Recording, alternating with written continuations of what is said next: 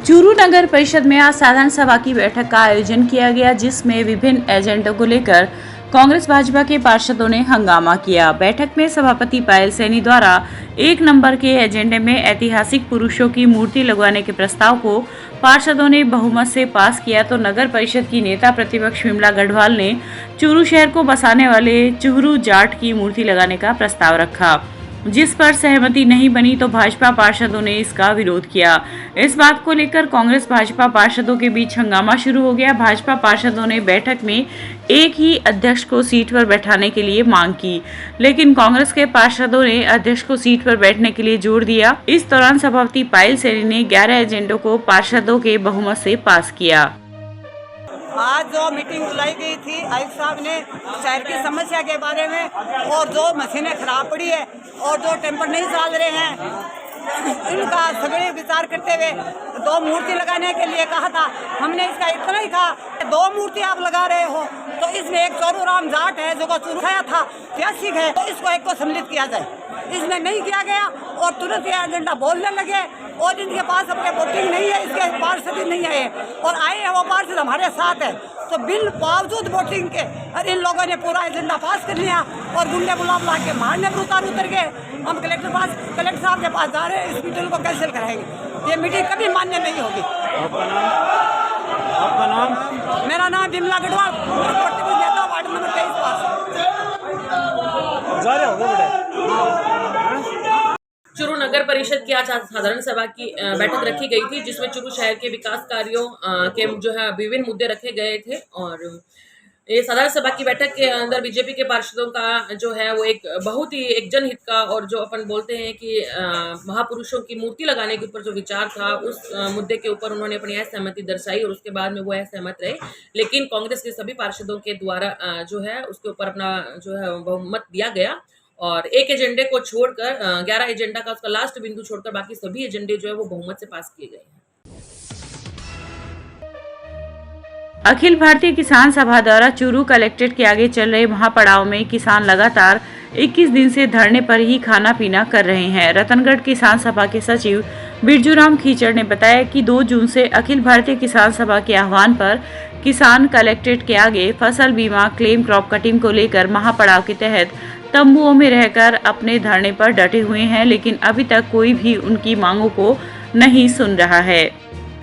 अब बोलो। अखिल भारतीय किसान सभा जिला कमेटी चूरू के निर्णय के अनुसार हम 21 दिन से फसल बीमा क्रॉप कटिंग के आधार पर लेने के आधार पे हम यहाँ धरना महापड़ाव में तब्दील किया था, और यही खाना है, यही पीना है, यही सोना है। ये किसान साथियों का निर्णय के अनुसार आज 21 दिन हो गए, और आज के अभी तक कोई जू रेंगी नहीं है। अभी आज प्रतिनिधि मंडल हमारा 5 आदमियों का जयपुर गया हुआ है राज्य से बात करने के लिए, और आगे इस समस्या का समाधान नहीं हो रहा है तो हम यहीं खाएंगे, यहीं पिएंगे, यहीं सोएंगे। हमारे यहाँ झोंपड़ी बन गई है, पक्का झोंपड़ा हमने तैयार कर लिया है। बरसात से डरेंगे नहीं, आंधी से डरेंगे नहीं, हम यहीं इस महापड़ाव को सफल बना के अपने घर जाएंगे। हमारो निर्णय एकदम अडिग है। राजस्थान गवर्नमेंट और भारत सरकार इस बात पे फैसला जब तक क्रॉप कटिंग पे नहीं करेगी, तब तक हम इस कलेक्ट्रेट का घेराव और महापड़ाव में सम्मिलित रहेंगे। हर किसान यही मांग करते हुए यहाँ 24 घंटे यहीं रहता है, यहीं खाता है, यहीं पीता है। आपका नाम? बिरजूराम खीचड़, अखिल भारतीय किसान सभा, तहसील सचिव, रतनगढ़। वहीं रतनगढ़ के वरिष्ठ कांग्रेस नेता पीसीसी सदस्य पूसाराम गोदारा ने आज किसान सभा द्वारा दिए जा रहे धरने को अपना समर्थन दिया। गोदारा ने कहा कि कांग्रेस सरकार किसानों के मुद्दों पर हमेशा किसान हित के साथ है। किसानों की जो भी समस्याएं हैं उनको लेकर मुख्यमंत्री से वार्ता की जाएगी, जिनका सकारात्मक समाधान निकाला जाएगा। इस अवसर पर कृपाराम प्रजापत, पूर्णाराम सरावगी, चिमनाराम पांडर आदि उपस्थित रहे। लंबे समय से आपका आंदोलन राजगढ़ में चला, तारानगर में चला, सरदार शहर में चला, और अब पूरे जिले के आप किसान वास्तव में एक बहुत वाजिब बात को लेकर के और आप एक लड़ाई लड़ रहे हो। किसान धरतीपुत्र है और वातानुकूल परिस्थितियों से दबा हुआ और ऐसी स्थिति में लगातार किसान पर आपदा आती रही। इसी तौर से आपकी क्लेम की जो प्रधानमंत्री बीमा योजना में जो आप क्लेम की बात कर रहे हो या वातानुकूल क्लेम की बात कर रहे हो, उसमें आप निश्चित तौर पर क्रॉप कटिंग के आधार पर आपको मिलना चाहिए। क्रॉप कटिंग के आधार पर आपको बीमा क्लेम मिलना चाहिए। ये बात आपकी बहुत वाजिब है। सैटेलाइट से वास्तव में सही आकलन नहीं हो सकता। चूरू के सनसिटी होटल में आज डॉक्टर भीमराव अंबेडकर राजस्थान दलित व आदिवासी उद्यम प्रोत्साहन योजना के तहत जिला उद्योग एवं वाणिज्य केंद्र द्वारा जिला स्तरीय शिविर का आयोजन किया गया। जिला उद्योग एवं वाणिज्य केंद्र के महाप्रबंधक नानूराम गहनोलिया ने सरकार की मंशा के अनुरूप योजना का लाभ अनुसूचित जाति व जनजाति के प्रत्येक उद्यमी तक कैसे पहुंचाया जा सके, इस पर विचार रखकर योजना की पूर्ण जानकारी दी। कार्यक्रम में अतिथियों ने 3 उद्यमियों को 23.65 लाख रुपए व 14 उद्यमियों को 146.45 लाख रुपए की ऋण स्वीकृति पत्र वितरित किए। शिविर में जिले के 200 लोगों ने भाग लिया। इस अवसर पर जिला परिषद के एसीईओ हरिराम चौहान, सहायक निदेशक प्रीति शर्मा, सामाजिक न्याय एवं अधिकारिता विभाग के सहायक निदेशक अरविंद ओला आदि ने अपने विचार व्यक्त किए। राजस्थान के वंचित वर्ग के लोगों का आर्थिक उत्थान के लिए माननीय मुख्यमंत्री जी की राजस्थान सरकार की योजना अनुसार डॉक्टर भीमराव अंबेडकर उद्यम प्रोत्साहन योजना राज्य सरकार ने जो लागू की है, उसके प्रचार प्रसार के लिए आज इस प्रांगण में ये विशेष शिविर का आयोजन किया गया है, जिसमें इस योजना के माध्यम से अंतिम व्यक्ति तक ये योजना पहुँचे, ये अपेक्षा की जाती है।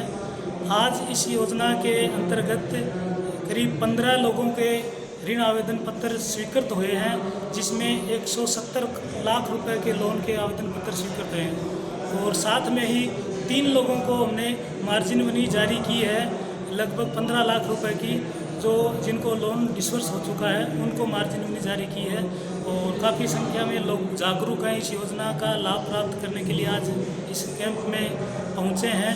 मैं पहुँचे साथियों से यही अपील करना चाहता हूं कि अपना ज़्यादा से ज़्यादा इस योजना का फ़ायदा लेकर के अपना स्वयं का उद्योग लगाएं और अपने साथ में ही नियोजित करते हुए अपने 5 लोगों को कम से कम रोज़गार देने का अवसर पैदा करें। भारत सरकार की युवा कांग्रेस एवं खेल मंत्रालय की स्वायत्त शासी निकाय नेहरू युवा केंद्र चूरू के तत्वाधान में बुधवार को राजकीय एसपीडी कॉलेज सरदार शहर में पंच प्रण पर आधारित जिला स्तरीय युवा उत्सव कार्यक्रम आयोजित किया गया।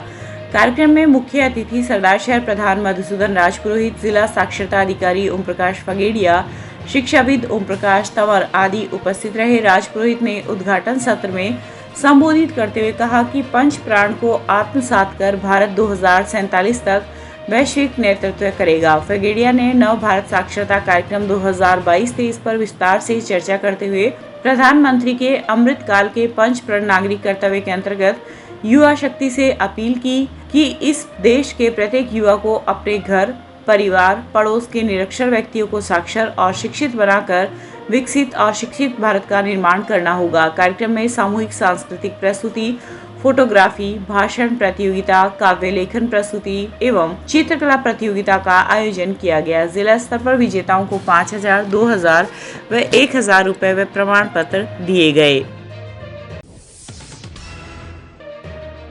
राजस्थान राज्य भारत स्काउट व गाइड के तत्वाधान में ग्रीष्मकालीन कौशल विकास प्रशिक्षण एवं अभिरुचि केंद्र का समापन समारोह आज चूरू स्थित marigold world senior secondary school में आयोजित किया गया। कार्यक्रम में डाइट चूरू की प्रभागा अध्यक्ष एवं जिला आयुक्त गाइड विजयलक्ष्मी शेखावत, स्थानीय संघ चूरू के सचिव एवं प्रधानाचार्य जगदीश प्रसाद प्रजापत, स्कूल के संस्थापक ओम प्रकाश चोटिया आदि उपस्थित रहे। इस दौरान अतिथियों ने विषयों के आधार पर बनी प्रदर्शनी का उद्घाटन फीता काटकर किया। अतिथियों ने संभागियों द्वारा बनाई गई सामग्री से तैयार प्रदर्शनी की भूरी प्रशंसा की। इस अवसर पर अभिरुचि केंद्र में डांस सीख रहे संभागियों द्वारा एक रंगारंग सांस्कृतिक कार्यक्रम प्रस्तुत किया गया। कार्यक्रम में प्रत्येक विषय के श्रेष्ठ संभागियों को सम्मानित किया गया।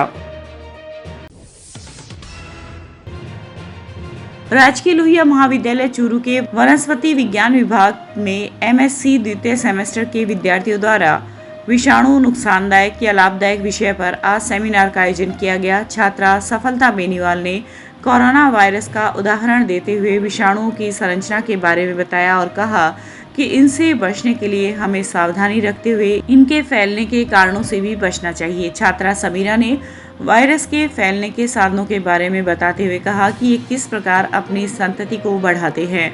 विषाणुओं की खास बात यह होती है कि इनको अपनी संख्या बढ़ाने के लिए जीवित ऊतक की आवश्यकता होती है, उसके बाहर ये निर्जीव होते हैं। इस दौरान प्रोफेसर जेबी खान, ज्योति कंवर, कपिल कुमार आदि उपस्थित रहे।